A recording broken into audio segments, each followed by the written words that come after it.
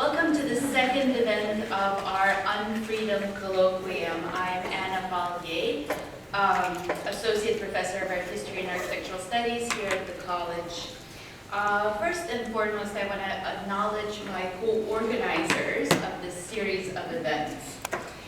Beth Sevilia, Director of the Center for Housing Equity and Opportunity, Eastern Connecticut, who was instrumental in planning this event. My colleagues, Professors Leo Garofalo and Taylor Deloge, and staff colleagues Luis Rodriguez-Torres and Dulmarie Irizarry, as well as our collaborators Laura Todoroff and Dave Baez. Thank you also to our sponsors, the Departments of History and of Art History and Architectural Studies, the Holleran Center for Community Action and Public Policy, the Center for the Critical Study of Race and Ethnicity, the Co-Sponsorship Committee, the Division of Equity and Inclusion, and the Right to Housing Project. So a big team helping us explore this important set of questions. This series of events is intended to offer a productive space to explore and narrate this city's rich history, as well as to share strategies and offer opportunities for future collaboration between Connecticut College and New London communities. We frame this colloquium around the theme of UnFreedom as a historical lens through which to view New London's place within the wider setting of the Western Hemisphere and the Atlantic world. So what do we mean by this concept of UnFreedom? Historically, UnFreedom has described the state of marginalized people denied human rights even when legally free and equal before the law. So in addition to constitutional and statutory rights, real freedom, we argue, requires material rights, such as guarantees of equitable access to things like housing, food, healthcare, and education.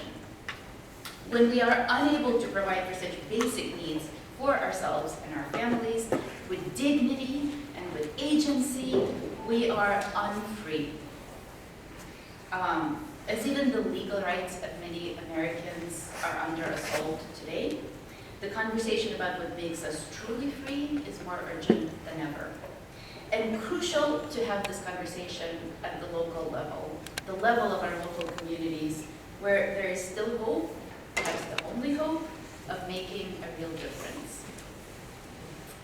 The film we are about to see, a Connecticut public documentary, Fighting for Hope, How Housing Policy Keeps Connecticut Segregated, released just last year, explores the role played by government policies and systemic social barriers in perpetuating unfreedom in access to housing in our state.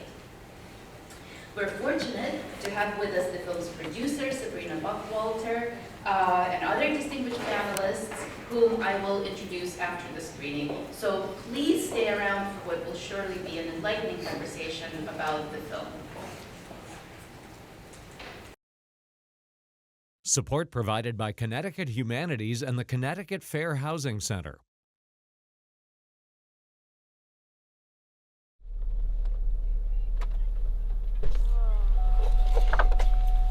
Oh, papi. Ay, venga el beso. Venga el beso. Diga hello. Hello. Sit back.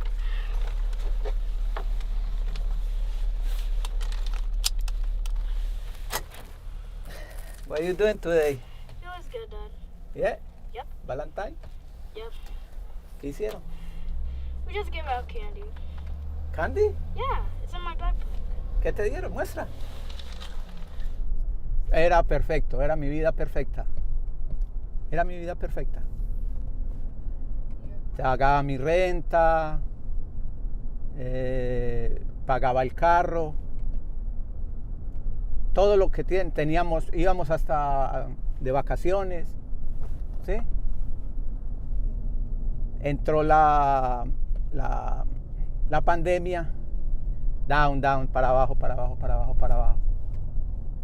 hasta estar hoy aquí, ya que creo que de aquí para abajo ya es el cementerio para mí. No hay más.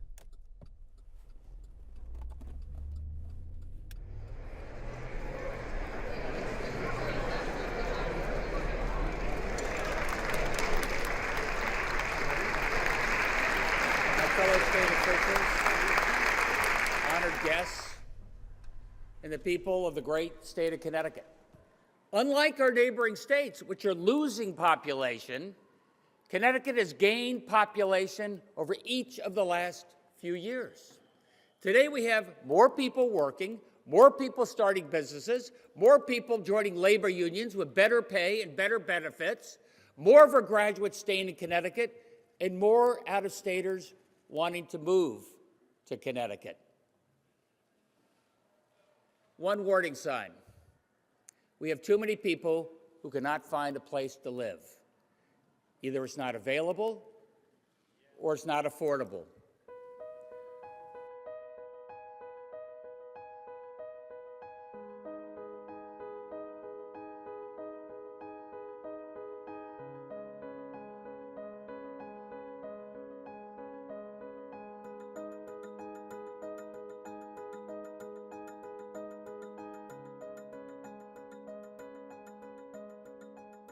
So the housing crisis in Connecticut is desperate, and there are really two ways to talk about it. One is to just look at the numbers. We are the 9th or 10th most expensive housing state in the country. Families would have to work 79 hours a week at minimum wage to afford the average 2-bedroom. We have one of the lowest vacancy rates for rental units in the entire country. We have exceptionally high housing costs. So, all of these things are serious problems. The other piece is the human story. It is taking families, even with vouchers, months and months and months to find a place to live. One of the driving factors, if not the driving factor, is lack of supply. There has been a marked decrease in the last decade in the production of new housing, particularly in the places where people most would like to live. A lot of what drives that lack of supply is local decisions about whether to permit a developer to actually develop. You have places that have extreme wealth where there's no chance for a moderately income family, let alone a low-income family, to move in. Most of these communities actually have no problem with developing really expensive housing. It only raises the question when it's multifamily or affordable or low income that suddenly nobody wants development. I think that's been the history of housing in our country, where housing has often been a flashpoint politically for communities because of issues in race and class, which we've struggled with as a country. Poverty and housing are so connected. Poverty creates so many social and economic problems where people live. And we need to both improve housing opportunity in some of those areas, but we also need to create the ability of people to move out of those neighborhoods and to move into better housing. That's why, again, following Dr. Martin Luther King, when he said housing is the incomplete of the major civil rights.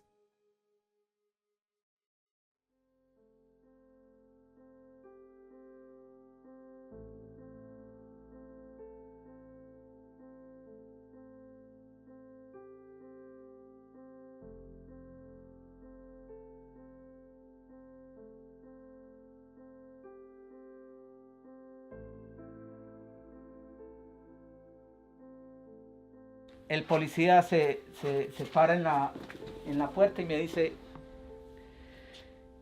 te voy a dar 30 minutos para que saques lo que tú puedas. No hay tiempo de planear, hay tiempo de actuar. Cogimos las dos cajitas. Míralas acá, 1, 2 y las 2 que están allá, las maletas. Yo logré pensar en blank, cobijas, las almohadas que podía meter en el carro. Y esta será nuestra casa de hoy en adelante. ¿Y el gato? Teníamos un gato. Lo tuvimos que llevar a donarlo. Pues no. Es no.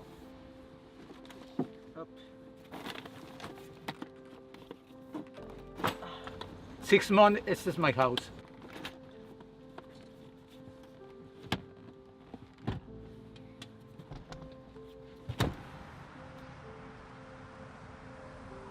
La primera noche la pasamos en el McDonald's de la 95 Norte, que es 24 horas abierto, y el parking lot es posible estar ahí. Mientras pensábamos qué va a pasar, porque pensaba eran que nos iban a quitar los niños. Oh, sí. Por estar en riesgo. Y esa era la parte más angustiante como mamá. Y entonces nos teníamos que estar moviendo. Hoy aquí en McDonald's, mañana en el otro, mañana en un... Era incierto.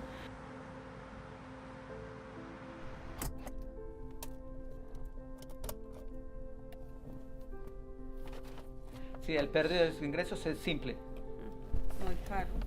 Carro convertido en casa, colchones, almohadas, en todas las sillas. Imagínese un cliente. No hay clientes. No hay clientes. Perdiste todo. Estás muerto. No, no estás muerto. No, es un decir. Un decir. Estás muerto. No tienes nada. Estás en cero y no tienes cómo trabajar ni a dónde ir. Sí, fueron días muy críticos.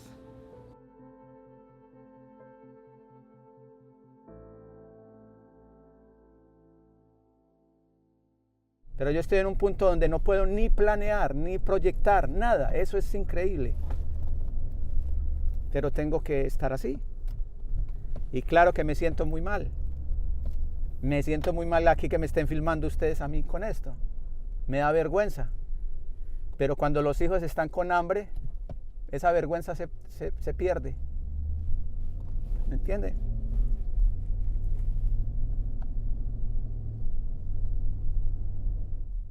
There's tons of research that shows that you shouldn't be spending more than 30% of your income on housing. The way that our housing situation is set up, a lot of people are spending almost all their income. There's been some research from the Department of Housing that quantifies just how many people are housing burdened, and it's well over 100,000 households. That's the crisis that Connecticut's facing. Where do we go from here in Connecticut? We have tremendous battles over housing. How can we make it more affordable? Where can it be built? And I think one way to look about how to move forward when you're in trouble is to figure out, how did we get here? 100 years ago, a Jewish grocer from Hartford named Jacob Goldberg wanted to build a store here. He had all the right permits. He had everything lined up. But town residents and town leadership shut it down. They wouldn't let him build. Now, Goldberg eventually won in court, and he got permission to build. Kingswood Market is what he called it. Now, more recent restaurants and a beauty parlor. But what it set off was the town of West Hartford went to the state legislature, and they wanted permission and got permission to do zoning. Now, zoning meant that they didn't have to make necessarily individual decisions about Goldberg, but they could make blanket decisions that would determine how land would be used. That shapes the world we live in today, because zoning is still with us. Zoning, by definition, isn't inherently bad. We have all sorts of reasons why we do want to have zoning for public good. For example, you don't want to have a toxic waste factory right next door to a child care center. So those separation of maybe residential, industrial purposes, that makes sense for zoning. That's a progressive value in zoning. But what we're looking at here is exclusionary zoning. That refers to policies that favor more expensive single-family home construction and the people who can afford to live there over more affordable multifamily construction. West Hartford began leading the way to set into place rules that could economically segregate who could live where. So West Hartford leaders hire consultant Robert Whitten. And Whitten draws out a very interesting plan. In the preamble of the West Hartford zoning plan, Whitten writes that all different types of people will be able to live in West Hartford. Well, he was also working in the 1920s in places like Atlanta, Georgia. White segregationists wanted him in Atlanta to create race-based zoning. In fact, literally the plans that Robert Whitten wrote up for Atlanta showed these were going to be the white zones, and in the language of the times, these were going to be the colored zones. Even though the U.S. Supreme Court prohibited race-based zoning in its 1917 decision, Robert Whitten created those plans for Atlanta. Now, when we look at Connecticut and what was happening here in the North, we see more of a northern-style racism. Robert Whitten knew exactly what type of exclusionary zoning would be legal in Connecticut in the long run. And they came up with rules that never mentioned race or religion or nationality. Instead, what you'll see are these economic strategies of having wealth-based restrictions. When you look across the street here, you'll notice these are duplex homes, two-family homes. You can see 2 front doors, 2 mailboxes, and these in general are more affordable to live in because they're sharing a roof, they're sharing a lot of land. What is interesting about exclusionary zoning is these are illegal to build in most neighborhoods in West Hartford today. Now, some of these are here because they were built prior to the 1924 zoning plan. But what happened afterwards is the town of West Hartford implemented rules that made it uneconomic to build 2 or 3 family homes on a small slice of land. The town wanted single-family homes, and the way they got that was to make the rules so that you had to have minimum land requirements per family. And what did that do? That made the rest of the housing much more expensive, and that effectively limited who could afford to come and live in West Hartford. Exclusionary zoning carved up West Hartford into 5 zones, A, B, C, D, and E. So Zone A was the most exclusive. The rules required that any homes be constructed there must have 9,000 square feet, about 1/5 of an acre, per family. That's modest by today's standards, but at the time, that was a significant amount of real estate that someone had to purchase in order to put a family home on there. At the other end, zones C, D, and E would allow multifamily housing, duplexes or apartment buildings, but they could only happen in very small segments of the town. You had to have this much money to buy this much land to construct a single-family home in these exclusive neighborhoods, which resulted in the same outcomes of having a racially homogeneous neighborhood.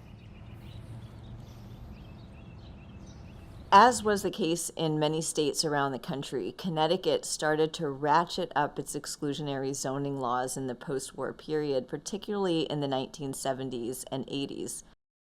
Things like increasing the minimum lot size were pretty popular in high-income suburban neighborhoods and communities.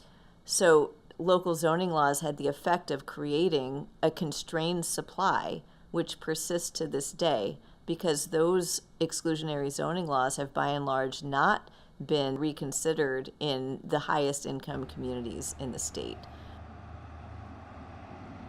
The Connecticut Zoning Atlas was motivated by questions that we got from people who were asking the Desegregate Connecticut Coalition, why do you say that zoning is a problem if you don't even know what the zoning codes say?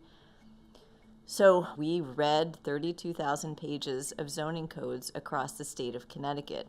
Reading all of those zoning codes and tying regulatory characteristics to geospatial data for the first time enabled us to have a map that showed people not only how zoning worked in their own communities, but how zoning codes worked in comparison to other communities in the same area, region, and across the state. And we found across Connecticut that 91% of land allows for single-family housing as of right, and only 2% of land in Connecticut allows for 4 or more family housing as of right. That stark difference, 2% versus 91%, showed us definitively that zoning was at the root of, at a minimum, housing affordability issues, but going deeper than that, probably at the root of some of the income-based and race and ethnicity-based segregation that we can see with our bare eyes across Connecticut. My take on this is, I'm thrilled to see more attention over the years to race-based housing discrimination, especially in the form of redlining, which we saw the federal government enacting in the 1930s, race-restrictive covenants, which we've seen in Connecticut and other places in the 1940s. But I want to make an argument that prior to that, in the 1920s, Connecticut was leading the pack with exclusionary zoning, which used the language of wealth restrictions. Not race-based restrictions, but these wealth restrictions of economic segregation, determining what properties could be built in what locations and what kind of people could afford to live in those neighborhoods. That circumvented the race-based civil rights laws that passed in the 60s and 70s that got rid of a lot of the exclusionary, explicit racist practices of redlining or restrictive covenants. But we still have this economic segregation of exclusionary zoning with us today. It's perfectly legal, unfortunately, under current law. Are you ready to go look at a house? All right. Let's go take a look at this house. Let's see if we like it.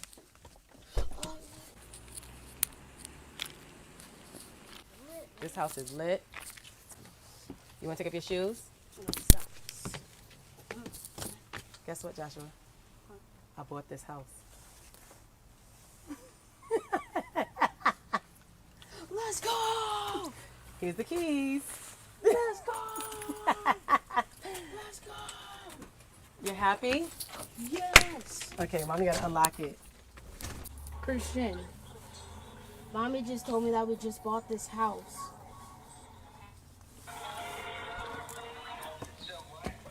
Mom just told me that we just bought this house. Take your shoes off, baby. Take your shoes off.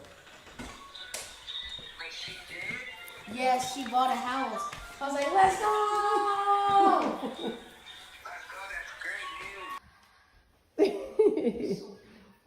So beautiful. Electric stove! Yes! That was the greatest feeling for me, to finally give them more space, and we can call this home. Like, that meant the world to me. We got a house. We got a house. We got a house. During the period where I struggled with housing, it was because I had just went through a whole domestic violence ordeal. So now when I'm having to leave the home, I'm having to figure out, where do I go? I have no money. I'm very low income. It's not one of those things where you can get on a list and just automatically go. So that was definitely a struggle. So I went through a period, I would say 3 years, where I just lived in different hotel settings until I could no longer afford it. I took the advice of some friends and I went into the shelter system. Very difficult period, but it was a life-changing experience for me. And doing that, I was able to get case managed. And as I got case managed, they put me into transitional housing. What that meant was I had to go into the housing, stay there for a certain period of time before I could even get a voucher to apply for actual housing. So I lived there and I did that. Actually, I stayed there for 6 years. There's already coffee in here. Oh, the coffee, that's right. I made it and then left it. Thank you. Trying to find affordable housing was so interesting. Now that I had a voucher, it did not mean that I can just move anywhere, because there were places that didn't even want to deal with people with vouchers. And if they were accepting vouchers, they weren't in the best of areas. And then you had to make sure that it was a certain amount. So I believe my voucher was about $1,100. And apartments here in Middletown are literally starting at like $1,500. I know people that end up leaving either the town or the state overall because they just could not find anything within that price range for the voucher, or that they just felt like they were gonna get something better in another area. Just quick question to the applicant. The transitional housing, like what demographic is it serving? Is it for like people that are homeless or like who is this to serve? I got into zoning. It's interesting. I didn't even know I was into it when I actually got involved in it. I was just doing things in the community. I was doing things for youth. I was doing things for women that have gone through similar situations as me. I lived in what's considered our North End, and that is the low-income blighted area of Middletown. And I saw so much being there for 6 years. I was like, no, we need this and we need that. And those are the things that we focus on in zoning. And now when I'm on the commission, I sit here and I think about housing a lot of times and how can we have affordable housing? What is the reason that we have such a huge impact when it comes to families looking for it? What is missing? The character, integrity, stability, tranquility, and well-being of established Norwalk resident zones must not be altered or compromised in order for more people to reside in Norwalk. Once somebody who's trying to build housing is forced to go through some kind of a approvals process, you kind of open the door to all kinds of complaints and concerns raised by people who would prefer not to see that housing built. It's not that it's impossible to have reasonable concerns, I suppose, but more often than not, you see things that are pretty unreasonable. I am most definitely and vociferously against the proposal to downgrade single-family housing zones to multifamily zones. And please. So there was a federal court case out of the Second Circuit in 2016. And in the opinion, the judges say, we can see past what people were saying to find racial animus. Like a finder of fact could see these things and find that there was racial animus. And they actually provided this list based on this case of things that people said. So this, meaning multifamily housing. This is why I left, insert the name of a much more racially diverse and class diverse place that you left. Is this what you had in mind? Stacking one high-density development after another until this part of Mansfield resembles Route 30 in Vernon? And we lose the special character of our town in this area? Children, right? People who live in the suburbs love kids until the kids are poor. So they mean kids that they worry are going to bring down those test scores or who they don't want their kids playing with or what have you. Density in general, small units, right? You know, local public infrastructure is going to be overrun. So, this apartment building's near a park. The park's going to be too crowded. Everybody drives here. I can't get from where I live by the golf course to the beach. Takes me sometimes 45 minutes. Loitering. People are going to be hanging out outside. Noise, crime, obviously. Mansfield has a low crime rate currently with a total of 120 crimes between violent and property annually. Just curious if this will change with the addition of more low-income housing, we'll be putting our current residents at risk. Those are all pretty common. Then sometimes you'll hear like the completely off the wall. So a couple years ago, the Merritt Parkway Conservancy came out and said, well, if there's an apartment building visible from the parkway, it'll diminish the experience of drivers if they have to look at an apartment building. Some of the kind of pro-exclusionary zoning forces that we have in Connecticut right now have described zoning officials as environmental protection agencies, as mini EPAs, and that's just not what they are. One thing that I just want to mention is there's a tremendous amount of what do you call it? Milkweed. Thank you. Of milkweed, tremendous amount of milkweed, which is very important for monarch butterflies. And there are lots of other things there as well, because I walk over there all the time. And if they were, they wouldn't be made up of appointed or elected volunteers. We would staff them with scientists and experts who knew something about the environment. But that's not what they are, and that's not what they were ever intended to be. The environmental agencies and the wetlands agencies and the sewer authorities and the like all exist for a reason. You've put so much time and energy in trying to do this, hundreds and hundreds of hours. It's failed. People don't want it. Why don't you understand that? Sometimes it saddens me that You know, a lot of my own people do not come to these meetings because they may not understand some of it. Now, me being on the commission, the biggest impact for me, and I'll be perfectly honest, I'm the only person of color. And I've been the only person of color since I was first elected in 2019. And I don't think that a lot of people, especially a lot of people of color, understand what zoning really is. They don't realize it's one of the most important commissions in the community. A lot of times you have people that may be against something that sounds like a really, really great idea. And you have all these people that come out and speak against it. A lot of times you do not find people of color in the room. It is usually people that don't look like me in the room arguing why it should not exist. And I will also be supporting this as well. Once you mentioned it was low-income housing, I'm very familiar with the area. I was just over there today. So yes, I would definitely be supporting it. But I would love to see more people of color come out to these things, because then when something comes out, they're like, well, I don't like it, but you didn't come out to either be for it or against it, to give us your opinion and how it could impact you overall. I'm not the savior of everybody of color, so I'm only one person, but I have to think like that. Sometimes I feel like it's some weight on my shoulders in a sense. Loved it. The questions that I asked were things that I would have spoken to before, but I don't want to give my commentary ahead of time, obviously, but yeah.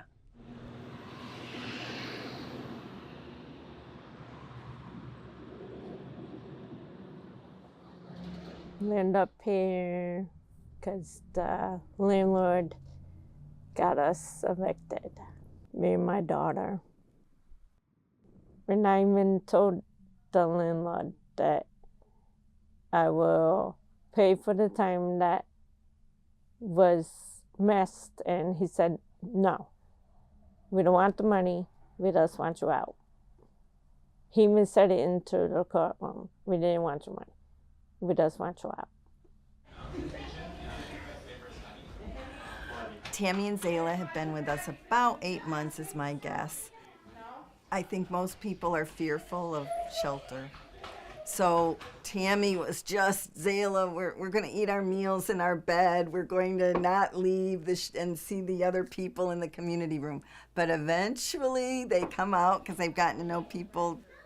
Life changes because they see how nice everybody else is, and they have a comfort level.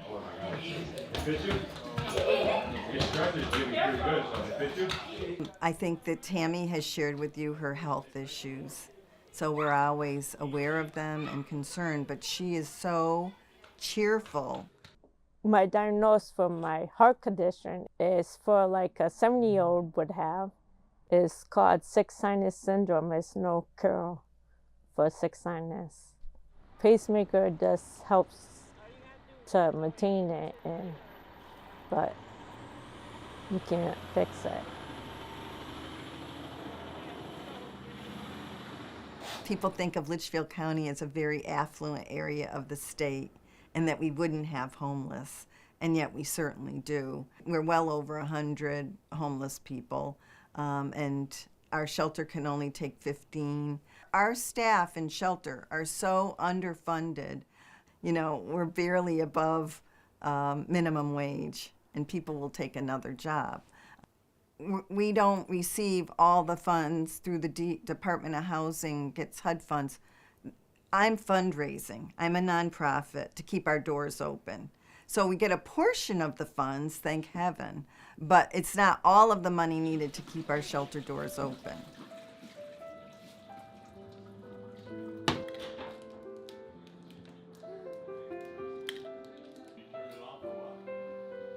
You have to open it and you have to put a towel in between the door. Mom, this is the last one. Oh no, never mind. When folks enter shelter, their number one goal with us is to get you into housing. So that's been a challenge for us, especially since the pandemic, because there seems to be a real shortage of affordable housing for them. And they're on very limited funding in order to have their rent. Many of them will be in subsidized programs, thank goodness. And the goal is for those that are able, they'll be working, and we have working poor with us already. The voucher was denied. That's what happened with the old place because of the eviction. Right now, just waiting to see if qualify for a permit. I sent an application out. It's for Maryland, Connecticut. It's for a 2-bedroom. I just hope we could get that. When you ask what's up with landlords, I think the most simple response is they're taking advantage of a market that doesn't really restrain them. They're allowed to charge more in rent. They're allowed to increase rent double digits. They're allowed to evict people for no cause. Connecticut laws don't protect those who have new ownership under them. So unfortunately, if your property where you've lived and rented for years is purchased by a new owner, there's not a lot you can do to remain there if they want you out. Those protections just aren't in place in Connecticut.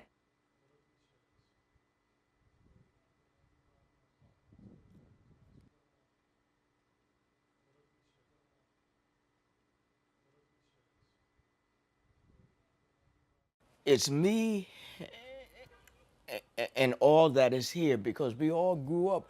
I grew old here. And I've been living here for 34 years in Coleman Towers. I once owned a co-op, but things had went bad, and now I'm no longer a homeowner. One of the residents did call me and say that certain individuals had received a letter telling them they needed to be out of their homes in 30 days.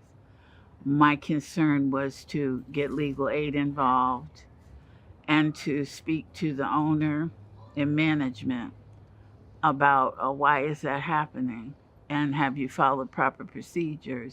When I received the letter, I was assuming and on an assumption that I was going to go to a 1-bedroom. I was told by a certain person that I was going to be in a 1-bedroom.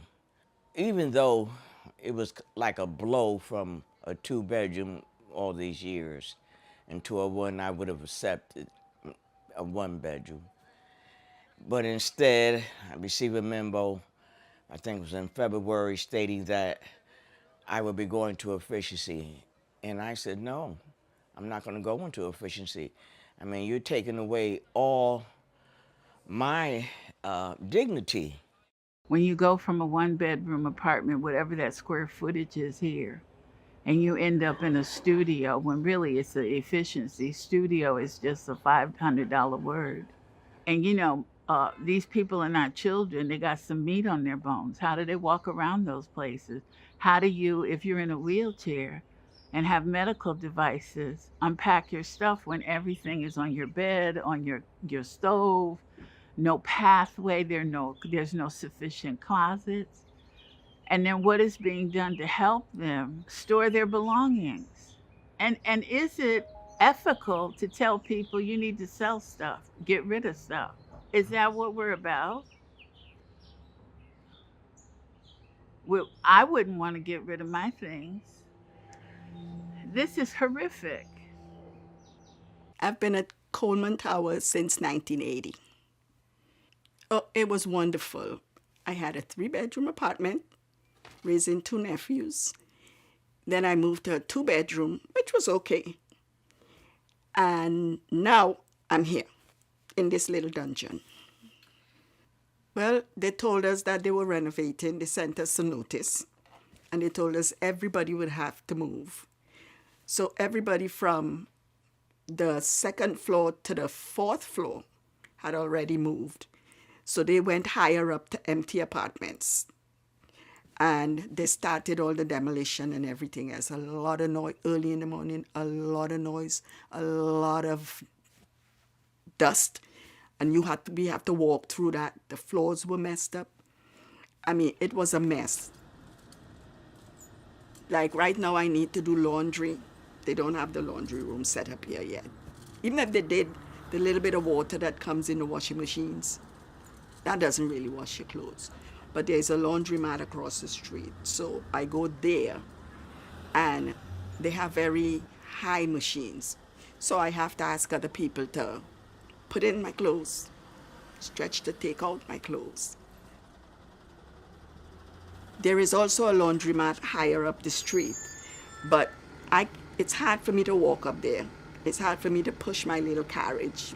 It's like a no-win situation. People who can afford to move, they move down south or they moved elsewhere in Stanford. But poor people like myself, who doesn't have first month rent and first month security, I don't know what my credit is like, but I can't afford to move. I really can't.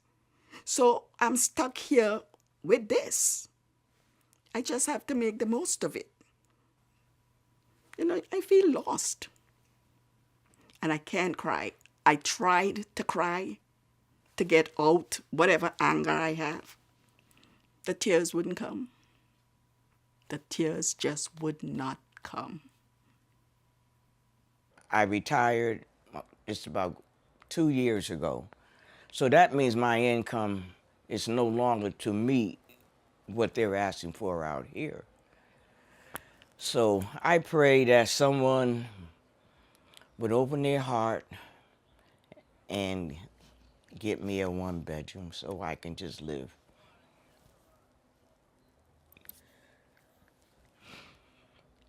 I mean, I really don't need to get emotional, but it's hard to think that this is how I'm going to end up for my years. I mean, for God to be so good to me to give me these years, and here I am with boxes and don't know where I'm going to go. Well, what can I say? But I still say God is good. And I know a door will open for me and for others. See,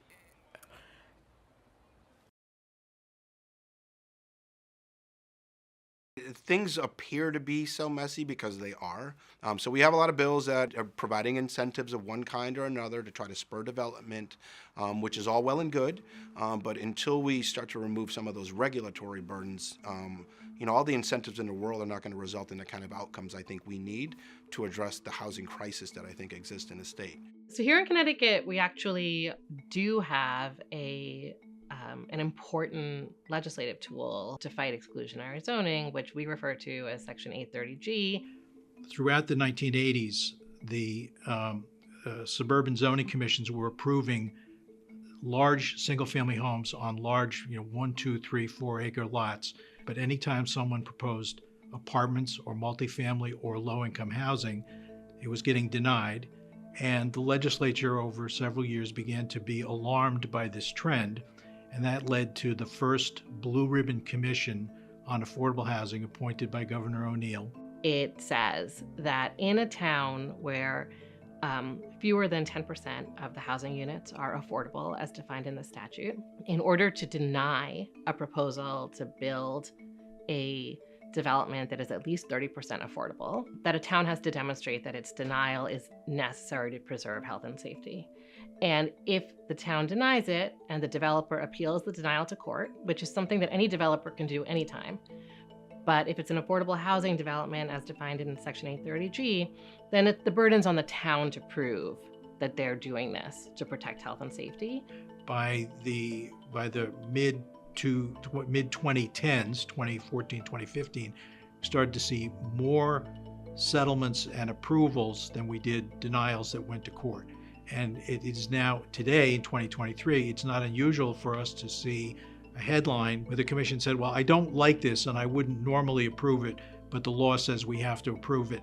And that's what they tell, especially in the towns where zoning commissions are elected, they tell their constituents, it's not something I would approve, but the law is clear now that we have to approve this, and they approve it. The driving impetus behind it is to say, look, If you're a town that hasn't demonstrated a willingness to accommodate affordable housing, you're not one of these towns that has more than 10% and has kind of demonstrated that we don't need to be babysitting you. If you're a town that needs babysitting, then you better have a good reason for not approving affordable housing. And it's got to be so good that it's health and safety, because otherwise, given our state's affordable housing shortage, we actually think the affordable housing is more important than the other things you're bringing up.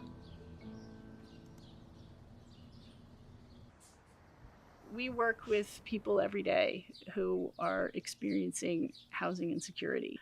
And there's so much we can do if we all play a role in this, if we all contribute in the sense of fair share. We can get this done and we can be a stronger Connecticut. So fair share is a policy proposal that would require the state of Connecticut to develop an assessment of the need for affordable housing, allocate it out to towns, and then have the towns undertake a process of planning and zoning to welcome their fair share allocation. So, any legislative battle about a really big concept is going to take a few years, and we know that. Usually it's 5 to 8 years before you see something big get passed. So we're in year 3, and we did see progress in the form of a requirement that the state of Connecticut create and assess some numbers for the need for affordable housing, and then allocate them out to towns in a way that is fair. Those were the first 2 steps of fair share. Later steps included planning on the part of towns to accommodate their fair share, and then an enforcement and incentive mechanism to make sure that the towns actually zoned for the number of units that they were allocated. Those later pieces did not get passed.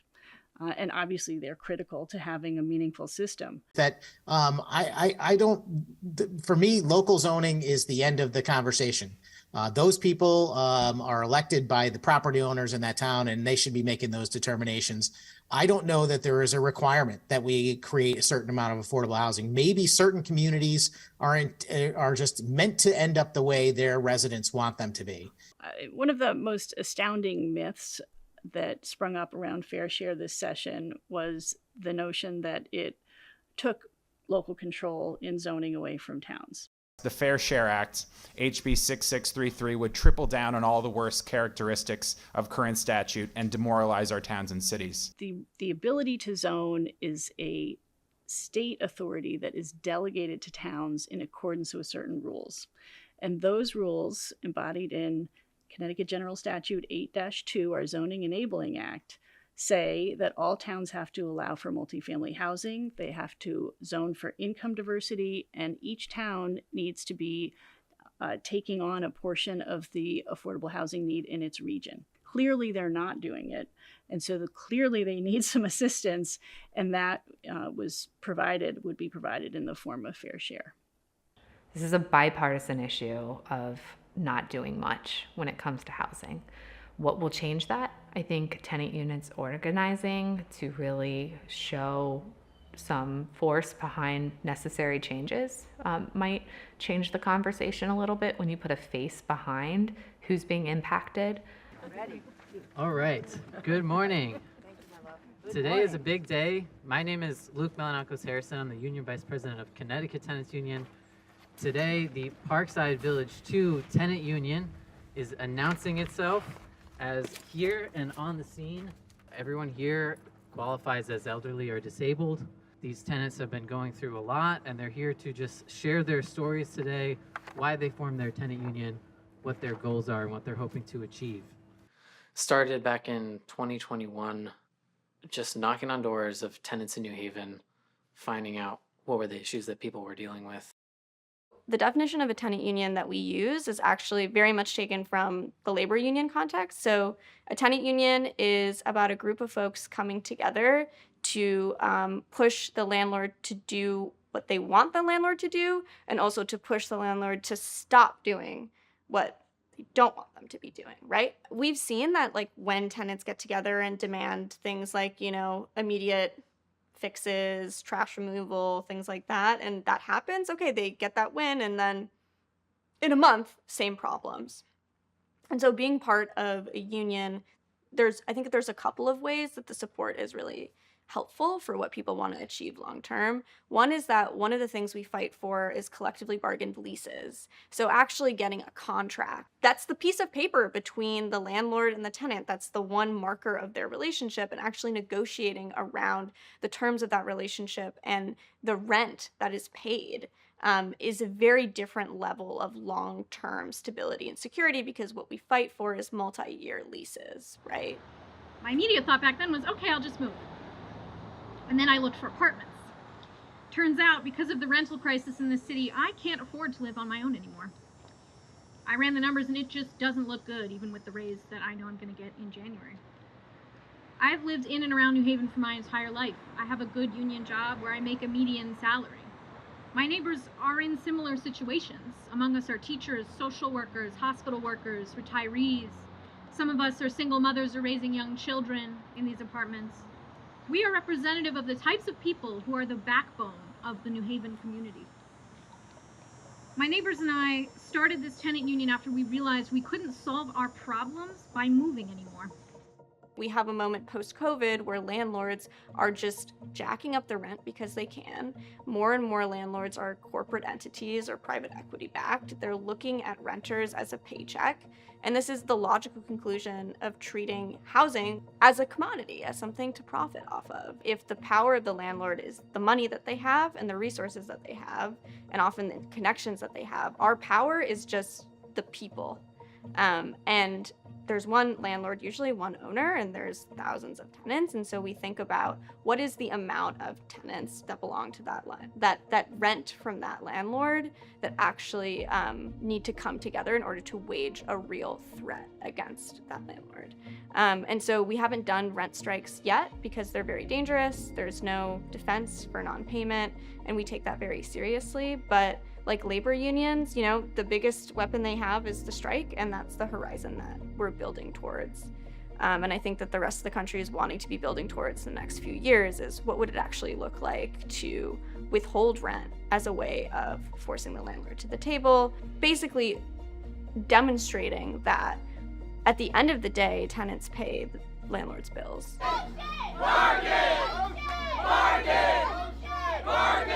Every tenant meeting, especially at the beginning of an organizing effort, usually begins with, what do you want?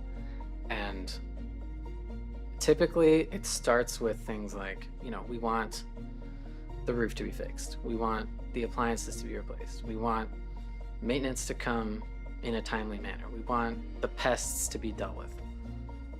Just basic conditions of the housing, the environments that people are living in. Inevitably, someone says it in the meeting, you know, we just want to be respected. We just want to feel like human beings. The number of times I've heard people say that. We just want to feel like we're being treated as human beings. We just want dignity. You know, we want a say. We're not asking for much. We want a voice in Parkside's future. We want transparency and a say in how the money is being managed. We want housing security that lasts longer than a 12-month lease.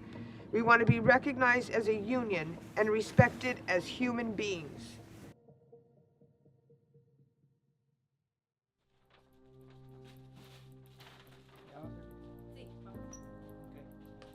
No rendirse. No rendirse nunca.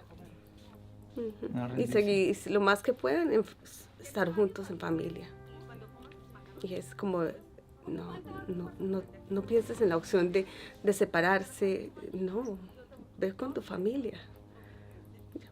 Lucha por ella. No, lo único, nosotros decíamos, nosotros no necesitamos, pobrecito, pesar, qué pesar. No, necesitamos era una oportunidad. Oportunidades. Opportunity. Dase ese momento de llamarnos, porque hubo muchas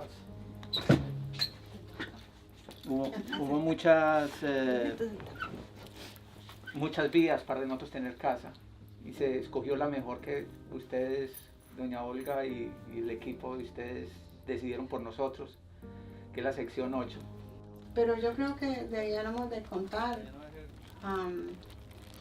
el historial, porque comenzamos con una aplicación en Stanford de 3 dormitorios y eso no pasó inspección, fue otra disolución. Después, ¿hubo otra aplicación? No, tuvimos muchas entrevistas que ya es posible, ya nos vamos de acá, ya nos vamos. Y no. Y otra vez, no. Entonces yo entré en una situación de que yo dije, no, esto no me está funcionando a mí, para mi familia.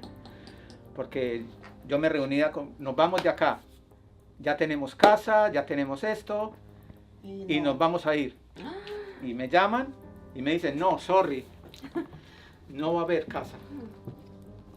Y entonces me miran a mí y me dicen, pero tú me dijiste que sí, hemos creído siempre en ti. Siempre hemos ¿Cómo creído. manejar otra vez esa desilusión? Entonces yo dije, ok, esto va a ser diferente de acá para adelante. No voy a hablar mi boca hasta que esté 100% seguro de que esto va a ser. No más ya, porque doña Olga no tiene la culpa de que le digan ok y después que no. Entonces cuando esté serio, cuando esté mi firme, cuando me estén entregando las llaves, llegué a ese momento. Llegué a ese momento de decirles, cuando estemos con las llaves, les voy a decir, hay casa. Pero hoy, no hay. Antonio, eso no se puede ni tocar. ¿Sí me lo regalaste? Ok. Debido a todas las desilusiones. Otra desilusión. No importa las emociones de una familia. Entonces yo tengo que lidiar con mi familia esa clase de emociones porque son menores, son niños y es mi esposa que no está enseñada a eso. Tal vez yo tenga más forma de soportar. Para mí todo ha sido muy nuevo. Yo puedo decir que mamá me enseñó siempre a ser una mujer de fe y si hubo un momento en mi vida donde la he aplicado, he sido en este tiempo. Gracias. Es mucho. Cuando me pongo a pensar, pienso, siempre la familia valdrá la pena. Y me venceré a mí misma frente a las emociones. Cuando ellos me ven, siempre me ven, ok, vamos. No me ven llorando. Cuando lloro, digo, oh, lo siento, necesito pasar al baño. Ellos dicen, ¿estás bien? Y yo digo, oh, sí, claro, estoy bien. No nos sentimos derrotados. No. Nos sentimos en un mal puesto, eso sí. Ay, sí. O sea, como en el deporte. Tú no estás derrotado, solo que estás en un mal puesto. Tienes que luchar para ubicarte. En este momento estamos como, oh sí, estamos en posición de perdedores. Pero estamos venciendo esa posición, la vamos a lograr. Esa será nuestra actitud siempre. Y es la que transmitimos a Anthony y a Michael. No rendirse. No rendirse. A pesar de que se vean como en cero. Doña Olga, a mí me enseñó mi mamá, me dice, el día que dejes de respirar, ese día deja de luchar.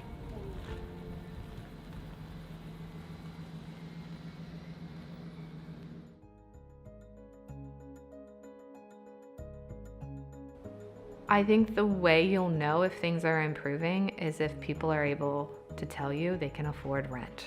When the tenant unions go away, then you'll know that people aren't being as severely impacted by this housing crisis.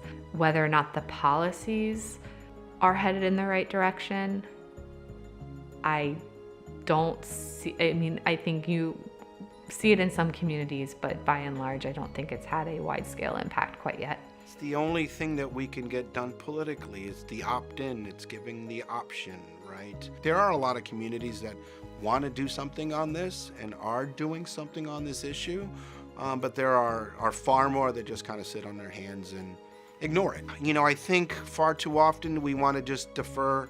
The average person, the average taxpayer, the average voter wants to defer to their policymaker. And what I would say is you all have a responsibility for this problem too. And until you choose to think beyond your comfort or to think beyond your sense of protecting what you have, we're going to continue to see this, and you're being impacted in ways that you can't even appreciate. It's easy to send a check to AmeriCares, because you don't have to see it up close and personal. But it's hard to smell the pain, feel the heartache, and absorb the depression that people go through because they don't have a place to be. I see conversations happening where people question whether there's segregation. I see conversations questioning whether or not there is a housing crisis. I think until there's wide-scale agreement that there is a problem and that there's a dedicated decision to fix it, I don't see things changing.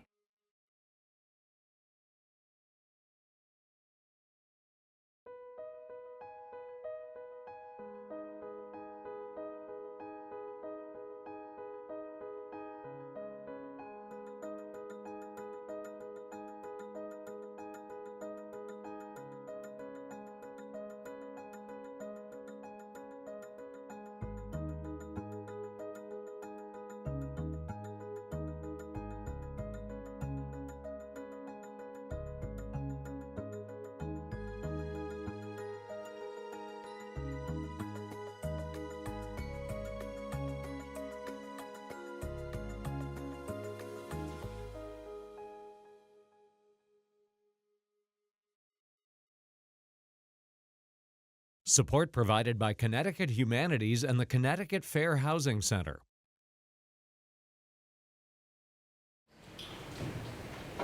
So with us today are, and maybe you can just kind of wave at everyone. We don't have names screwed there. But investigative journalist and filmmaker Sabrina Bachholzer, story producer for Fighting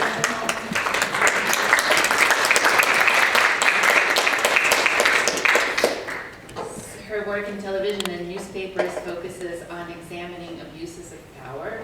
She is a proud college dropout, having quit school for her first job offer at the Times of India in Mumbai. I can't endorse that as a college professor.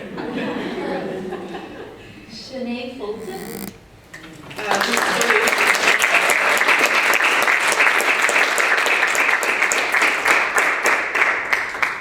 she is a Middletown Planning and Zoning Commissioner and the Initiatives Director for Middletown Works, a Working Cities initiative. She's an advisory board member for the New Horizons Domestic Violence Shelter, the Middlesex Habitat for Humanity, and Open Up Communities Alliance in Hartford, as well as the vice chair of the CT2Gen initiative. She's the recipient of many awards, including the 2020 Women in NAACP Award for Community Service, the 2022 CCADV Award for Domestic Violence Advocacy, and the Middlesex United Way 2023 Next Generation Award. Commissioner Fulton holds a Master of Public Administration from the University of New Haven. Also with us is Jacqueline Robb Thomas, who is an investigative reporter with Hearst Connecticut Media Group. You also saw her share her expertise in the film just now.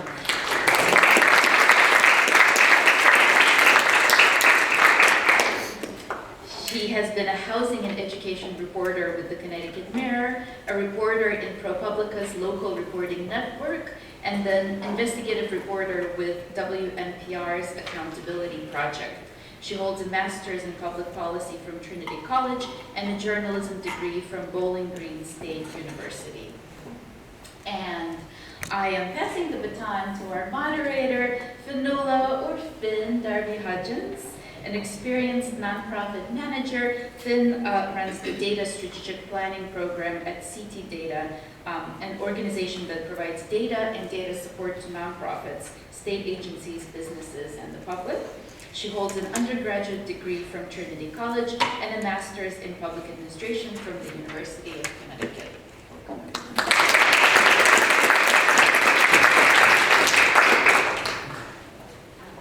So I have to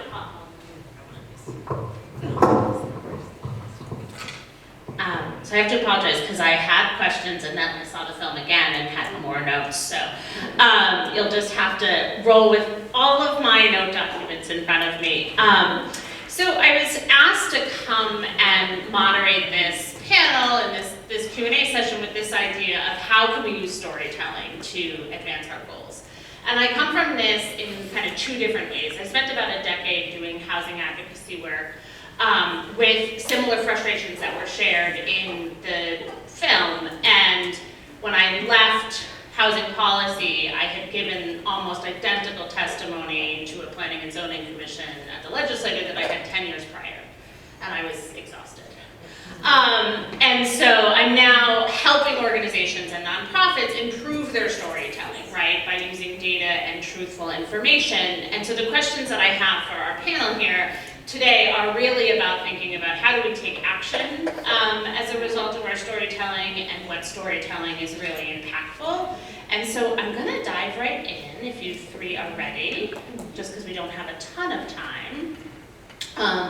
And so one of the things that I've really been thinking about is kind of like, what is our call to action when we tell really powerful stories? What is it we're supposed to do?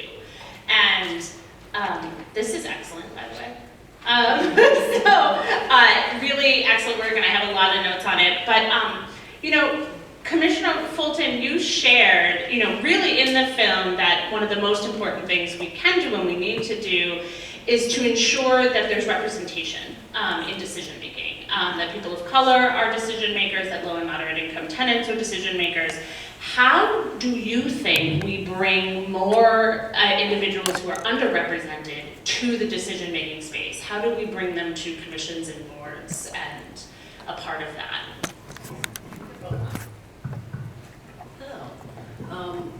Honestly, I think it's having a lot of community action teams, having things like, we called it charrettes.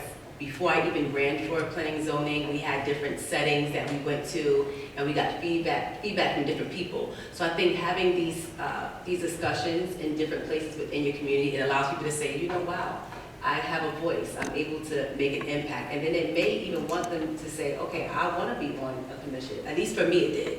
It made me say, I didn't know someone like me would be able to do that. I thought you had to have some type of degree in that. I had no idea. It was just me being able to share my story and then hear from other people and say, well, I think we should do things this way, or we should do something that particular way. And people actually listened to me.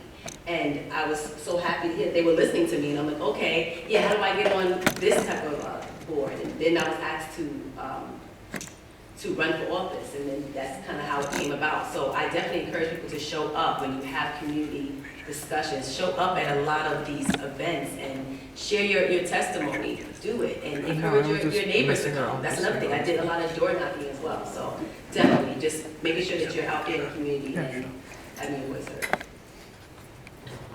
Thank you. I could take that two different ways, but I have community written like 3 times on here because I think that, especially given in our current climate, that like sinking into local community is what's going to be so important in how we do change-making work. Jackie, you specifically shared you think organizing is probably one of the strategies, or community organizing, or tenant organizing. What brings you to that belief, and then do you have, you know, a case or something you'd like to point to that explains why you think that there's power in that? Sure. So often I've sat through public hearings as a reporter at the state capitol, at local planning and zoning meetings, name your board of locally elected officials, and it takes hours to get to any real people. Hours. So first of all, pressure your local elected body. Put speaking first. Don't put speaking at the end of a 4-hour planning and zoning meeting. That's one tactic to get people not to show up. I don't have 4 hours away from my family to wait for my 2 minutes to public speak. Same thing at the state capitol. You know, people are elected and they get to go to the front of the line in so many of the committees. Why is that? The order of operations tends to not favor the people who are actually impacted by policies. I covered education for years at the state capitol, and I would intentionally tell my editor, I know there's a public hearing today. I am not writing a deadline today because I want to hear from real people, and they're at the back of the line. The students, they're at the back of the lines. The people who are facing housing insecurity, they're at the back of the line. Yes, you have your experts, your housing commissioner, your planning and zoning commissioners. They're really important to understand their expert opinion as well. But if you want to be people-focused, the people whose policy actually impact them, that is why those voices matter so much, because I think more people can read, readers, I think, sort of gravitate to those stories more than sort of this broad overarching policy. And they have real lived experiences that are matter and are important. Arguably more important than a housing commissioner before a panel who can get those legislators' ears whenever she wants. And so to your question about organizing, they get the microphone. They put a spotlight on that. They get the press to show up. They get to the front of the line. They get the attention that those voices so often don't get. So Sabrina, Jackie rounded that out for us really nicely. You share in a lot of your materials, and even sort of the intent of this film is to really, your work, and please correct me if I'm categorizing this incorrectly, is sort of to flip a power dynamic. And I think we heard that in different ways from Commissioner Fulton and Jacqueline. And so I just want to ask you, how did you come to that as being your ground for storytelling, right? Like your basis, and how did you come to Connecticut to tell this story? I came to Connecticut for my daughter. Plain and simple, we came from Queens, and we were in search of the quintessential more space, access to a wide variety of schools, et cetera, et cetera. And so having the benefit of having outsider eyes when I first came here was fantastic, because I saw it as clear as day. And it was wonderful to be able to work on this project, because it was something that was so clear that, even going over to the town next to mine, I live in Stamford, and I live very close to Darien, and you feel the racism in Darien. And there's a better way to describe the feelings that you feel, but I'll give you an anecdote. I had Googled one day Darien and racist actions, and I found a wealth of links to click on. And one of the things that I found was its history as a sundown town, which meant it could not have black folks or Jewish folks in town past 8 o'clock. And so it was just very validating of what you feel when you walk around in Darien. And so it was those kinds of experiences that sort of influenced how I was seeing the story, because it was very easy for me to see that there was housing segregation. I mean, even for us, we live in a part of town that is predominantly multifamily, and it's a very dense part of town, and it's, our unit was affordable, and it just goes to show that, for example, you drive 10 minutes, and you even drive 5 minutes, and you're right there in the parts of Connecticut where it's, acre lots and so on and so forth. So, and I think also too, when it came to telling this story, I think one of the other things that was great to bring to it was an understanding of what folks were going through. Because my family during high school had had struggles with homelessness, and so it was something in which I had a bit of an inside view. And so when I came to talk with folks, I was talking as an equal with folks, and knowing, not entirely what their situation was, but having a certain level of empathy, which is, I think, very important for storytelling. Because I think that when you have an opportunity to tell a story, one thing that is very important is to really get to the heart of emotions and be able to see those emotions, because that is ultimately what sticks with people, is when, you have those moments. When I've talked to other folks about the reactions to the film. One of the things that sticks out the most for people is when your son comes into the new house. You know, and we've talked about this, and he sees the new stove, and he's excited by the new stove that touches everyone. Exactly. Yep, he's here today. And so all of that is to say that there were a lot of great things and great elements and foundations that came to the storytelling, and I hope that it did convey the point well of how bad the problem really is. One of the themes throughout the film, and really throughout Connecticut's housing crisis, is just blatant racism, right? And Professor Doherty states it as kind of like a northern-style racism. Attorney Boggs suggests that it's, you know, it was founded in the decisions, that there's racial animus in a lot of zoning decisions. You know, Commissioner Fulton, you talk about your own experiences as being the only person of color on a completely white board, and just encountering the racism of how that even comes to exist. And so because I fully believe that our housing crisis in Connecticut is deeply grounded in racism and maintaining disparate structures, how do you think that in your work, either individually or, you know, kind of thinking and using storytelling, do we dismantle those racist structures? And anybody can answer, I don't have.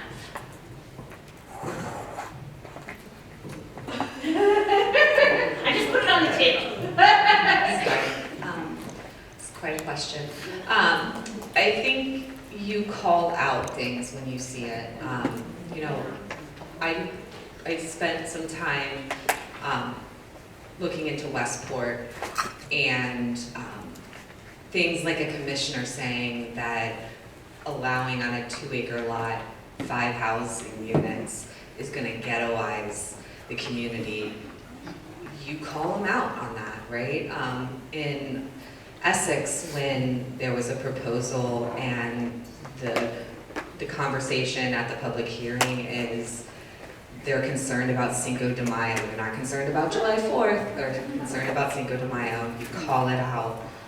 When the concern is about how it's going to impact the school's enrollment and it's going to be a big cost if you allow multifamily, you call out that you don't need special permission for single-family homes. And remind them that enrollment is on the decline.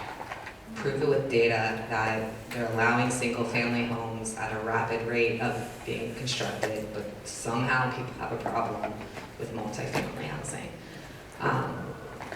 And so I think the facts and transparency will shed light on it. We live in a world, unfortunately, where sometimes facts are not well received. And so that's a whole different conversation for a whole different panel, however. So.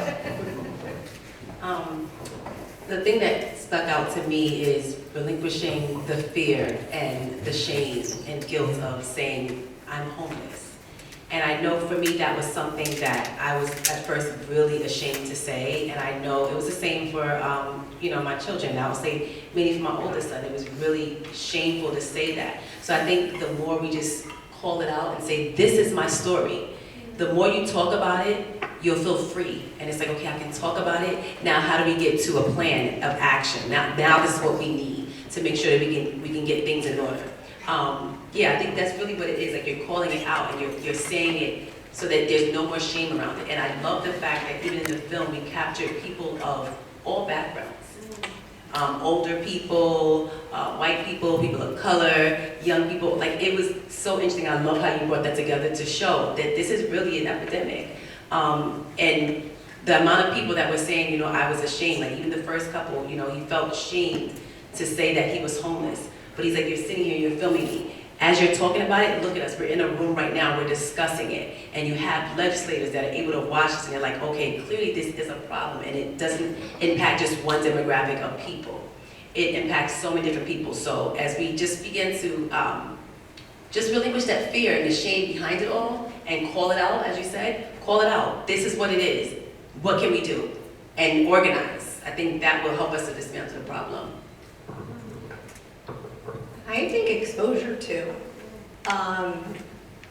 I think, especially when you're in college too, it's a wonderful time for there to be opportunities to discuss, to come into contact with many different things. So for example, when I think of exposure in the film, one of the reasons, or one of the things that I wanted to do was that, granted, it's great to have this crowd here tonight, but all of you are interested in this to some degree. The people who really need to see it are the people on the zoning boards, the people who are in the housing committee, the people who are not exposed to the actual lived experiences of these people. Now, even when it comes down to your elected officials, I have heard really that elected officials are almost, I mean, it probably should come as no surprise, but to hear it actually out loud was surprising to me. But the sentiment basically was like, well, we've, you know, if you show the film here at the committee, it's not really going to do anything. Everybody knows that this is going on, and they've, you know, they've heard it from all their constituents. So, you know, it kind of, he didn't say it goes in one ear and out the other, but that was more, yeah. And so those are elected officials at the state level, but I'm not so sure that that necessarily happens so much at the very local level. So at the zoning board meetings, at your other community meetings, and so I'm still trying to get the film screened at the various communities, zoning boards that will have me, but I think exposure is powerful. So we're hearing like several themes. I think a real commitment to like local work, especially in Connecticut, because I think many of you are college students, right? Yeah. So you may not be local to Connecticut. Connecticut has 169 municipalities and 174 zoning boards. So there is more zoning than there is municipalities, because boroughs like Mystic want to have their own rules outside of the municipality run. So it's a very local issue that has like significantly statewide impact. And so what we're hearing is, you know, a commitment to local, a commitment to strong storytelling, you know, a commitment to the dismantling of traditional power structures. I think I really appreciated, you know, Commissioner Fulton, when you said like we have to let go of the fear of sharing this story and being really truthful and honest. And, you know, Jackie and Sabrina, your reporting, you know, really clearly does that. I want to hone in on a question you said, or kind of a question that you left in your last, is like, how do we get this information in front of the audiences who need it? And, I mean, I love media because politicians love, like, you know, there's a little bit of public shaming involved, but truthfully, like, you know, if you go to iForums as a partnership, or we sit in spaces like this, we're all folks who already care. So how do we bring these narratives and the power that is storytelling to communities who need to hear it the most? Pass that question.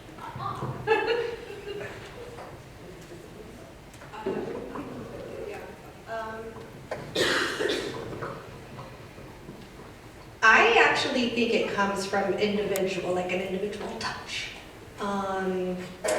So for example, I'm a big believer in one-on-one conversations, one-on-one emails. So case in point, when I have invited folks to various screenings, we had a screening in Stanford in August of last year, and I invited individual members of all the zoning boards nearby, of Greenwich, of Stanford, of Darien. And I did have one person who was interested who got back. It was actually the Planning and Zoning Commissioner in Norwalk. So this is the hearing that you all saw, that was the Zoom Planning and Zoning Commission. So that was very hopeful. He said he was going to try to come. But the point here is that I think that if you can set out to have individual conversations and individual interaction with somebody, I think that you almost kind of put someone on the spot.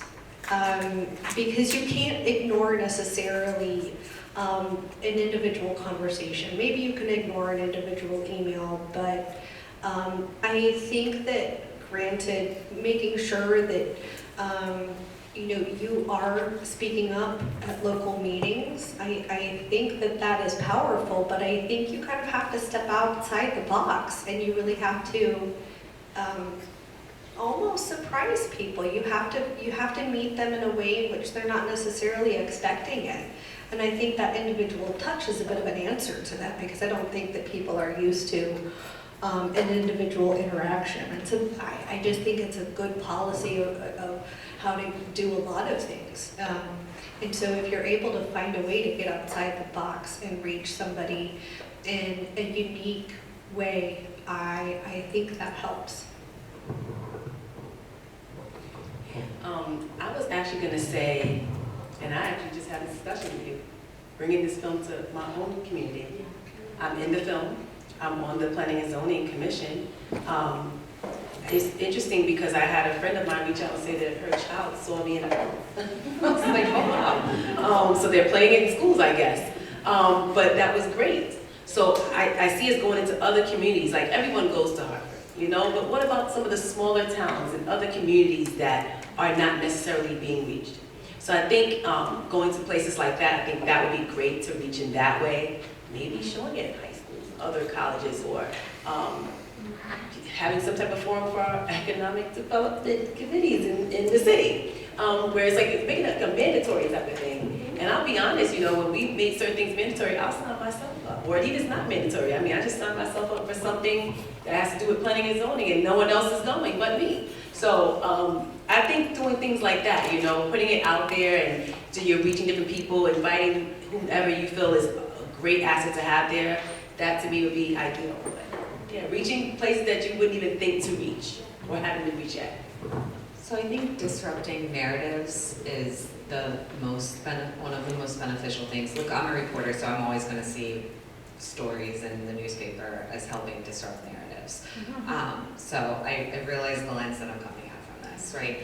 But I think disrupting narratives, like when the governor gets up on his high-profile State of the State speech and saying, government subsidies is going to help this problem, and then you check the numbers, and you're like, oh, the state each year is only actually building with subsidized unit an additional 500 or 600 units, but we need how many? 100,000? All right, see in 100 years, right, or 200 years, I think is really helpful for the public conversation, at least if the newspaper audience is not necessarily, again, a topic for another discussion, it's not necessarily always representative of the communities that I think we should be targeting as the newspaper industry.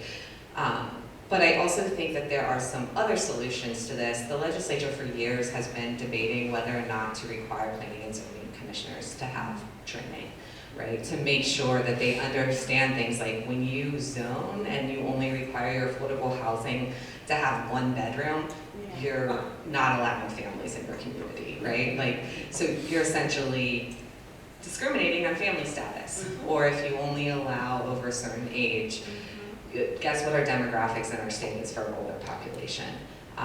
And so there's ways to discriminate discreetly without doing it. You can do it by requiring 2-acre lots, or you can do it by housing size and bedroom amount.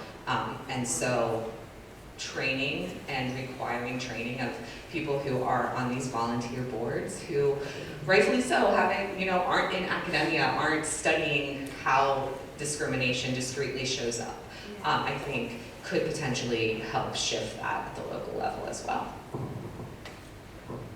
Just before we get to audience questions, I just want to pull at a thread that's coming through here that I think is really, really interesting. So all of you in different ways are saying that, we really need to disrupt, common narratives, or we need to reach outside the box, or I think even, Commissioner Woolden, you were thinking that, I don't belong on this board, I don't have enough education or enough expertise. And so one of the things I'm hearing through all of this is it's almost like the confusion or the complexity of these issues has kept people out of participation. And I think storytelling reduces the confusion, right? And this idea that these aren't actually complex issues. We need a ton of housing.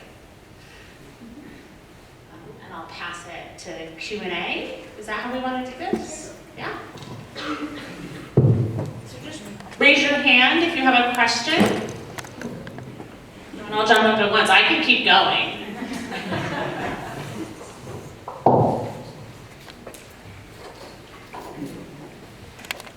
And let me clarify, we want to do them with the microphone because we are recording, so we want your questions to be part of the conversation for future discussions. My name is Jerry Fisher, and I've lived in New London and the area for over 40 years now. I agree with you that racism is a key issue in housing discrimination, but I would like to suggest, especially in our horrible new era, that the discrimination is really the haves against the have-nots, or the upper middle class against the rest of the world, or the very wealthy against the rest of the world. And that discrimination is harder to defeat than racial discrimination.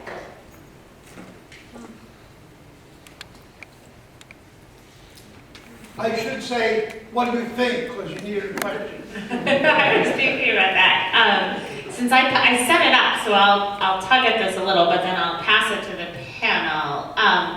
So race and class follow along the same line, and when you say that one is harder than the other, you are disassociating from the truthful narrative of the reality of racism. And then I also think that just because we've made economic violence legal doesn't mean that it should be perpetuated.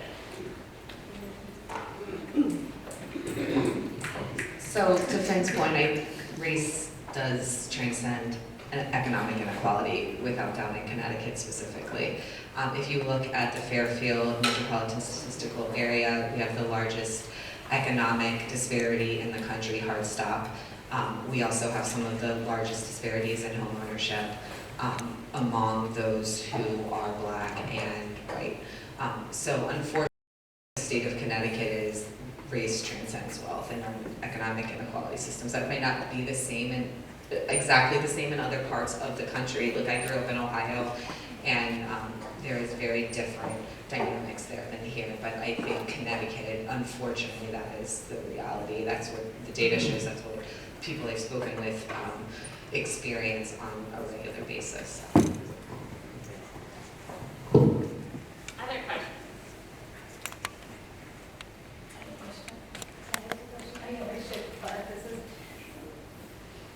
Talking about pulling on a thread, Finn and I were talking in the last 2 weeks or so about census data being pulled down and how to hang on to data so that our stories are actually grounded in what is the reality. So how do we go about grounding our stories in an age of not only missing information, but active disinformation or flat out lies? Beth, I'm so glad you brought that up. It was on my question list, but I had so many questions. So one of the things that Beth is referring to, so I work for CT Data, we're an open data organization, and one of the things that we do is we attempt to make data more accessible. So we don't just give you a link to census data, we try to tell you a story with it and make it so that you can use it in viable ways. And about 2 weeks ago, the federal government removed dozens and dozens of data sets, and hundreds and thousands really of data sets. And data, especially at the census level, is how money comes into communities. So the loss of that data is really prolific. So CT Data archived 1,100 data sets of Connecticut's data that is now available on our website. They did get a court injunction, so the data is currently back up, but we know the era.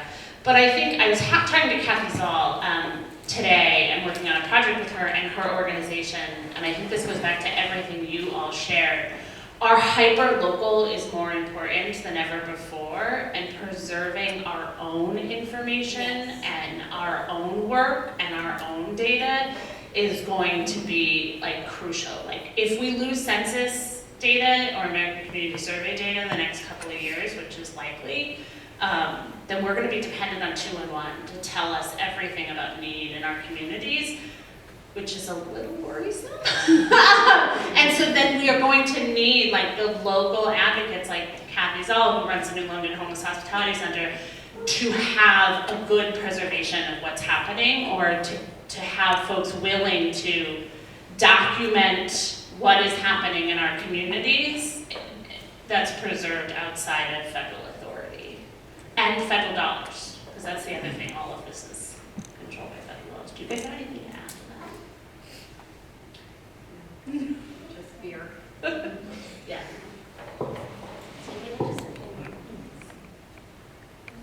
Any questions?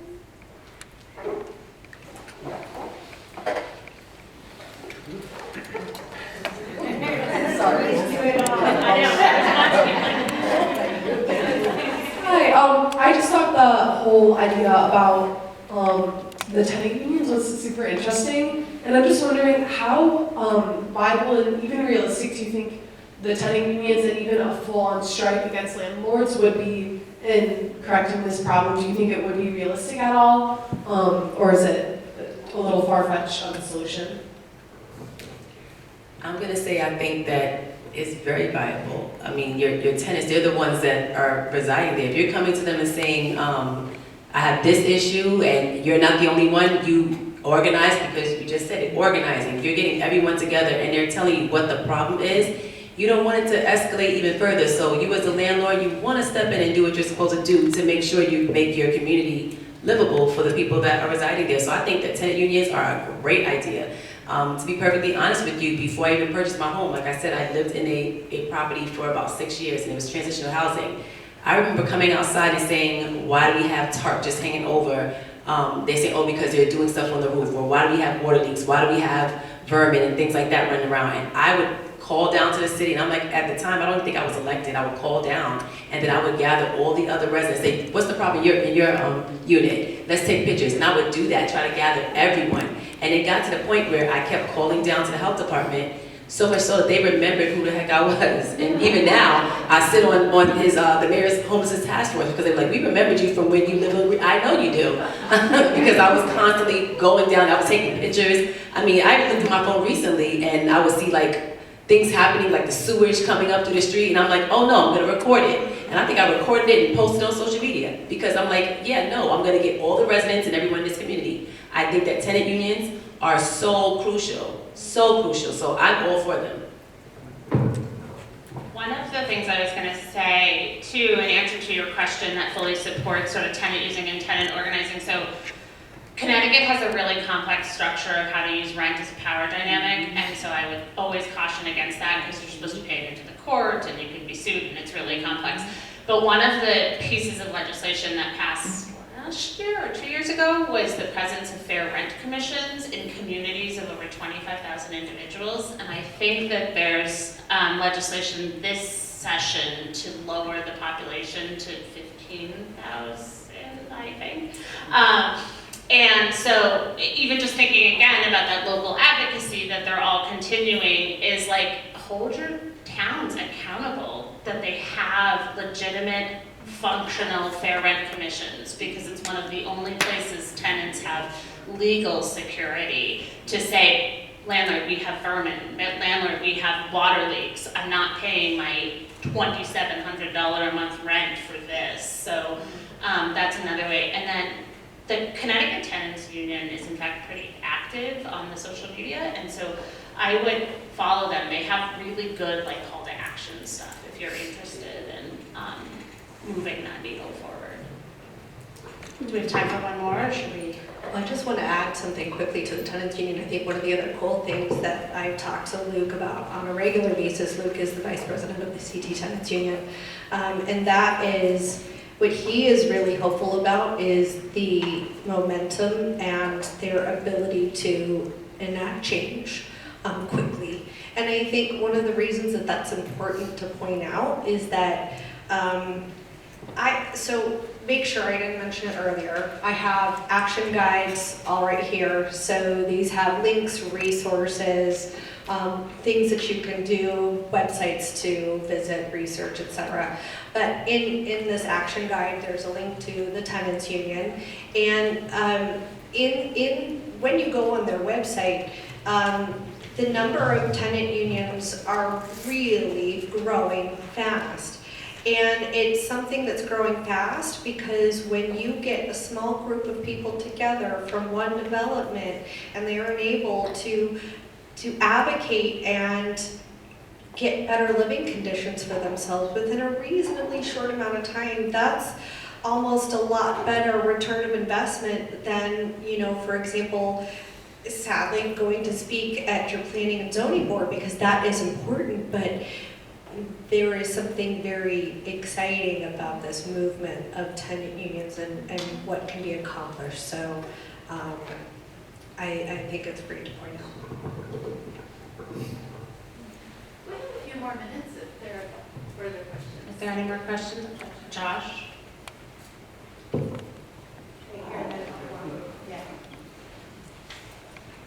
I was just wondering if you're watching a specific bill in the state legislature now or hoping for what the near future, which one would that be or is currently in the legislature now? Yeah, so there's several high-profile bills that have come up year after year. You have things like expanding fair rent commissions so that more towns are required to set those up. I will note that I live in Hartford and they don't allow people in subsidized housing to come before their fair housing commission, so it's a huge problem. Yeah, so if you have a voucher, good luck. And there's some concern that that's across several other places. And then there's other bills like that would focus on building development around town centers and not requiring it, but incentivizing it through state funding and state aid. Again, I think data shows that state aid does not help that much to spur development on its own. And so the idea that towns will step up if there's money, I don't think $1 million for Darien is really gonna change their mind, as history shows. And so you have that bill, and then also just the idea that just a sliver of town is gonna solve the problem statewide is also, I think, a little bit of a false narrative. And then there's also legislation that would the fair share was mentioned here there was a recent accounting of just how much our state is short of fair housing, whether or not that bill will get across the finish line. It was approved in the House last year, the Senate never called it.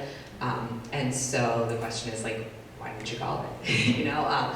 If you're truly after improving housing outcomes, you gotta call the bill, gotta call the question, so. Did any of you have any other legislation to add? No. And also just cause evictions is another one. This may be dovetails off of the last question, but are there any municipalities that are being more proactive right now? And if they are, what are those municipalities doing? And maybe those are the stories that you need to get out to be proactive with this whole issue.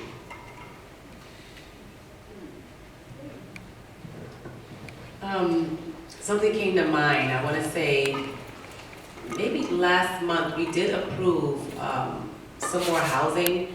Unfortunately, I say this because it was more so for single individuals. It wasn't necessarily for families. I did okay, I did vote yes on it, but I did question that, will we be able to have more family units? And that's something, in my opinion, is really, really crucial. I don't think that there are a lot of developments that give that. There's not a lot of shelters that have housing or anything. So I know that's something that we are working towards. We did approve some other housing developments. Again, I asked certain questions like, Will there be rent to own, or are you gonna have some type of subsidized housing part of this? So these are questions that at least myself on the commission always ask. And there are some commissioners that, you know, they stand by what I may question, but I know in my district, yes, I would say we are looking to do that. It's a big deal for us, so I don't know where else, but I know at least for us in Middletown. In Hartford, I would say Hartford's a really good actor. I don't think they deny apartments that are coming to be built or affordable housing.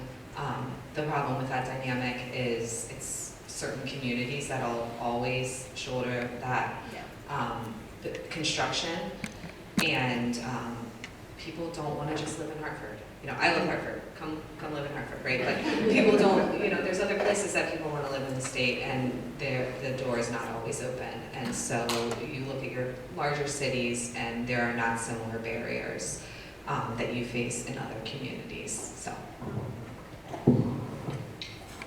I just want to emphasize that the just cause law is, we all need to advocate with our legislators, because you get evicted for no reason. Yeah. Would you like to explain it? So people are getting evicted because they want to raise the rent, and they don't give any excuse. They say, get out. And so there's, well, I personally think that it's wrong, and we need to do something about it. So just really quick, the landlord response to that is that it's their unit, their lease is up, they should be able to have people leave. But I think the major talking point in response to that is that there's no due process in requiring people to leave. If you want someone to leave because they're not paying rent, then evict them for not paying rent. If you don't want someone to leave because they're a nuisance, evict them because that. But all of those things that are legitimate reasons to maybe want someone out of your unit come with just cause, and that means there's a process, there's a proceeding, you have to show it versus just a, I want you out, I don't have to explain it, is what is being allowed in Connecticut. There's a lot of emphasis on how in Connecticut landlords are allowed to do like a ton under the law. And y'all are also rightfully emphasizing the importance of local community organizing. What can be done to kind of limit the ability of landlords to be predatory on a community level, if there are things that can be done? I think like the film shows, and Jackie and Michelle Hilton and Sabrina have shared, it is local organizing, like 100%. I mean, we saw it in Groton, right, just over the bridge, a really predatory landlord, and 20-something people came together. Beth shared a story of like bringing community together in a unit where rents were increasing. So I think that is how we have some of the lowest barriers to landlord, to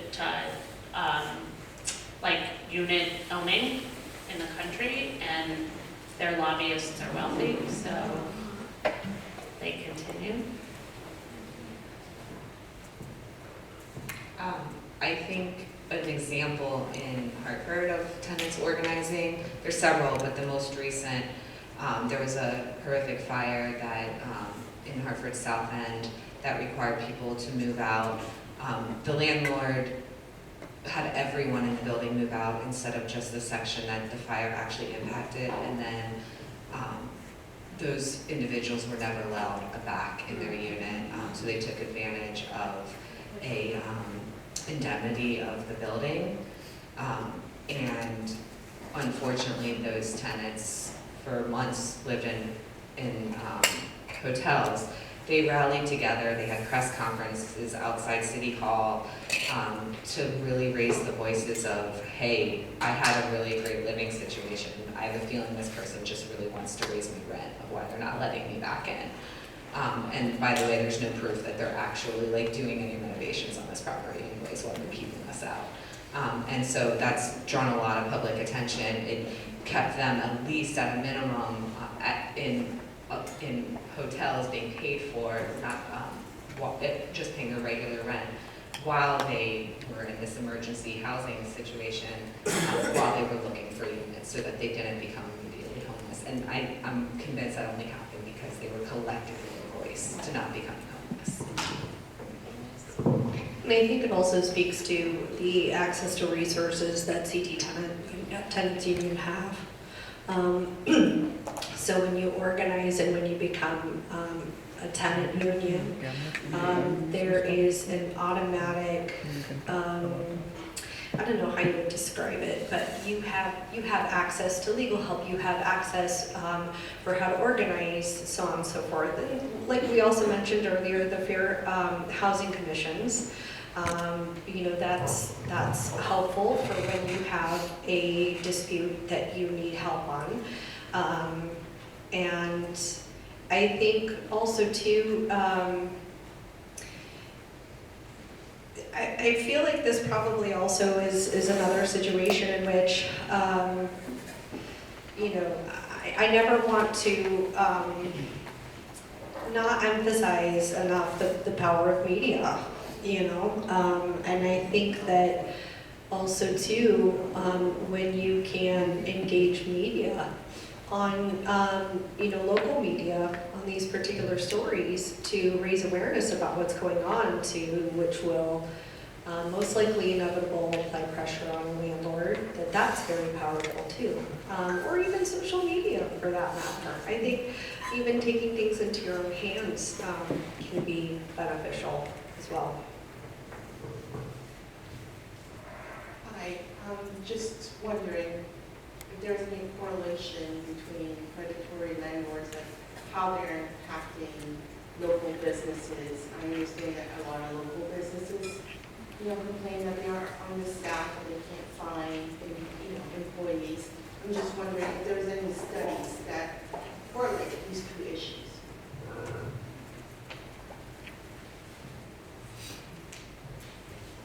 I don't actually know of any like specific Connecticut-based research, but I know that's one of the things the Center for Housing and Equity Opportunity is like distinctly working on, is connecting anchor institutions like in our region, Electric Boat, Baptist Hospital, L&M, right, in with community resources. But I think you bring up a really excellent entry point for folks who may not have lived experience in this space. Like, if we don't have housing for the people who are building submarines at Electric Boat, then we won't have economic industry in this region. So I think, thank you for that really excellent point. Do you guys have any? So every time I'm in this area, I drive by what was the Cozenine School, I think I'm pronouncing that right, across from Crystal Mall. That was a proposal to develop affordable housing literally right across the street from a cute little park. I drove by it today, it still breaks my heart. It's still just an abandoned building. And so, you know, every time I hear about Electric Boat, I'm like, I'm gonna drive by that school again to see what happened to it, right?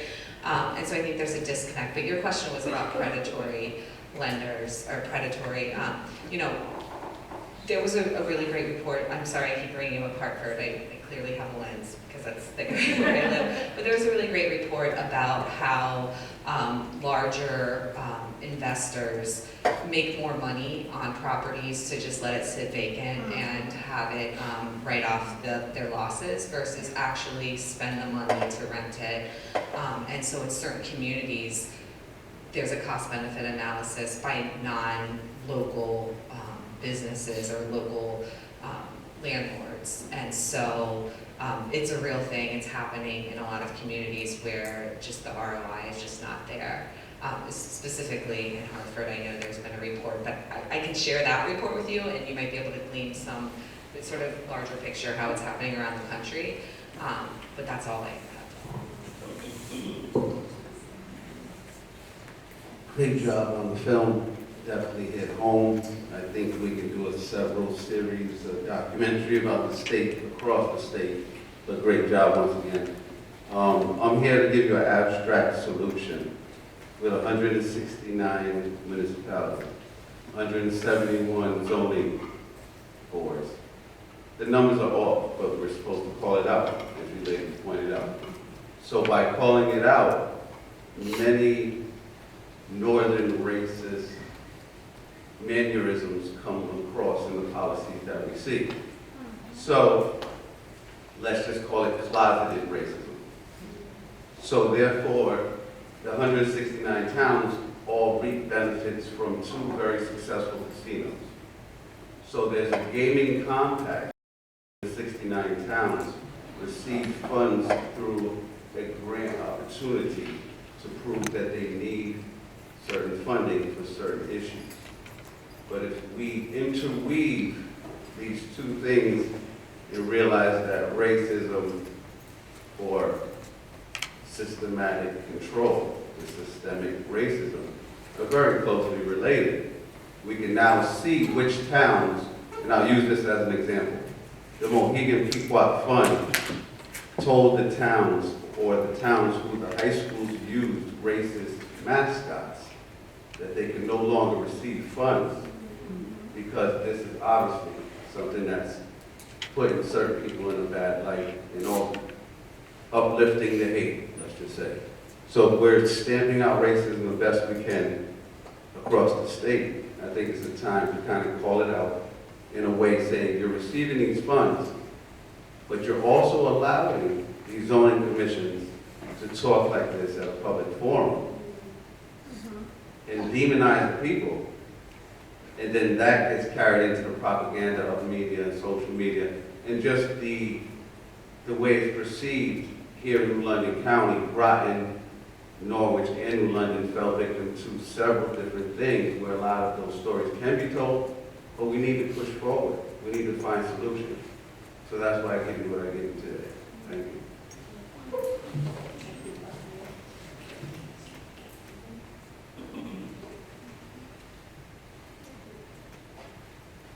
Any others?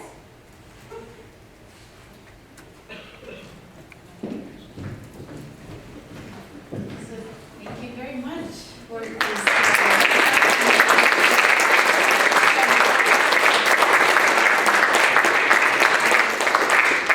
Just going to finish up real quick. Oh, there we go. I think, but the QR code. All right, so,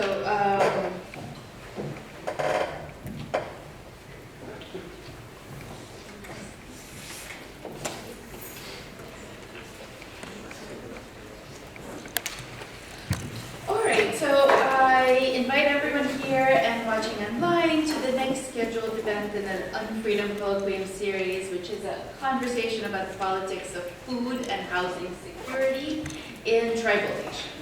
And it'll take place right in this auditorium on Monday, March 3rd at 4:15 p.m. and also via streaming. So I also want to draw students' attention, students in the room, to the call for papers posted on the Colloquium website, which invites proposals for student presentations at the culminating event of the symposium. Well, hopefully we'll get to the website at some point. I don't know who this is here. Yes, so the culminating event will take place on Saturday, March 29th, and the proposals are due on March 7th. There you go. If you guys go to this link and go to our program tonight, you will find another link for the feedback. And also your way up, you will see also feedback. We really appreciate if you would fill out a feedback form for us so that we know that you'll come. Thanks very much again. Thanks for coming.